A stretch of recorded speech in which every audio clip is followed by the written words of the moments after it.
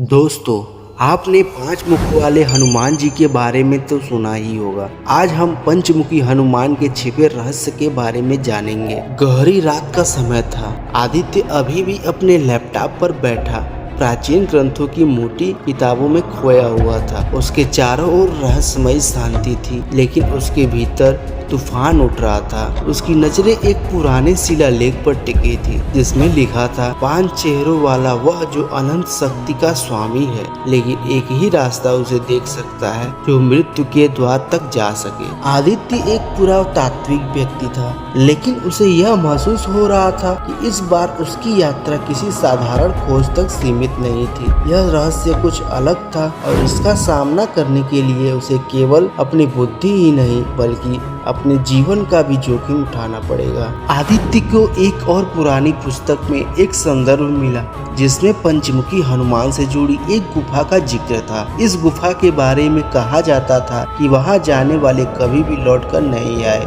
लेकिन यह वही जगह थी जहां पंचमुखी हनुमान के रहस्य का अंतिम उत्तर दिया हुआ था। इस गुफा का जिक्र कुछ गिने चुने लोगों को पता था। कुछ लोगों का मानना था कि यह गुफा पंचमुखी हनुमान की शक्ति का स्रोत है, जबकि दूसरों का मानना था कि वहां किसी भयंकर प्राचीन बुराई को कैद कर रखा गया है। आदित्य ने तय कर लिया था कि वह इस रहस्य को उजागर करेगा, चाहे उसे इसके लिए कितना भी बड़ा खतरा क्यों न उठाना पड़े। आदित्य ने अपने मित्र तन्मय को इस यात्रा में साथ आने के लिए मनाया। तन्मय एक साहसी और समझदार व्यक्ति था, जो पहले भी कई खतरनाक जगहों पर जा चुका था। तन्मय बोला, आदित्य, तुम जानते हो कि यह गुफा कितनी खतरनाक मानी जाती है। लोग इसे शापित कहते हैं। तन्मय ने संकोच के साथ कहा, मैं जानता हूँ। आदित्य ने गंभीर स्वर में जवाब दिया, लेकिन हम नहीं गए तो यह रहस्य कभी भी उजागर नहीं हो पाएगा। पंचमुखी हनुमान का सत्य हमसे बस कुछ कदम दूर है, हमें जाना ही होगा। गुफा तक पहुँचने का रास्ता आसान नहीं था। दोनों घने जंगलों से होते हुए गहरी घाटी में उतरते गए। गुफा के प्रवेश द्वार पहुँचते ही उन्होंने महसूस किया कि यहाँ कुछ अजीब है। हवा ठंडी और गहरी थी और गुफा के मुहाने पर एक प्राचीन शिलालेख उकेरा हुआ था, जो पंचमुखी हनुमान के रहस्य को जानने की चाह रखता है। उसे अपने पांचों तत्व का बलिदान देना होगा। आदित्य और तन्मय ने एक दूसरे की ओर देखा। उन्हें यह एहसास हो रहा था कि यह केवल एक खोज नहीं बल्कि एक परीक्षा भी है। गुफा के भीतर कदम रखते ही माहौल और भी भयानक हो गया। चारों ओर घना अंधकार था और हवा में एक रहस्यमयी ऊर्जा महसूस हो रही थी। गुफा के अंदर आगे बढ़ते ही दोनों को पंचमुखी हनुमान की विशाल मूर्ति दिखाई दी। यह मूर्ति साधारण नहीं थी। इसके चारों तरफ 5 जलते हुए दीपक रखे हुए थे, जिनसे तेज रोशनी निकल रही थी। तभी एक गहरी रहस्यमयी आवाज गूंज उठी, तुम कौन हो जो इस गुफा में प्रवेश करने की हिम्मत कर रहे हो? आदित्य और तन्मय चौंक गए। हम पंचमुखी हनुमान के रहस्य को जानने आए हैं, आदित्य ने साहस के साथ जवाब दिया। उस आवाज ने कहा, हर कोई इस रहस्य को जानने की इच्छा रखता है, लेकिन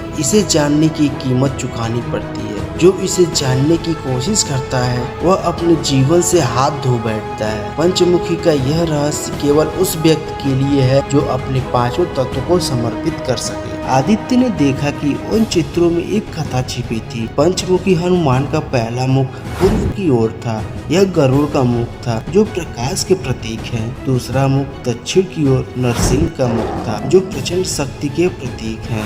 तीसरा मुख पश्चिम की ओर वराह का था, जो धरती और जीवन के प्रतीक है। चौथा मुख उत्तर की ओर है ग्रीव का था, जो ज्ञान और विवेक के प्रतीक है। और बीच में स्वयं हनुमान जी का मुख था, जो 5 तत्वों के स्वामी हैं। चित्रों में एक कहानी थी। एक समय की बात है जब मही रावण नाम का एक राक्षस पंचमुखी हनुमान की शक्ति को अपने अधीन करना चाहता था। उसने पंचमुखी हनुमान की शक्ति को बांधने के लिए इस गुफा में एक तंत्र किया, लेकिन पंचमुखी हनुमान ने उसे गुफा में कैद कर लिया। यह गुफा उस तंत्र और शक्ति की कैद का स्थान था, जहां पंचमुखी हनुमान की शक्ति और मही रावण की बुरी आत्मा दोनों कैद थी।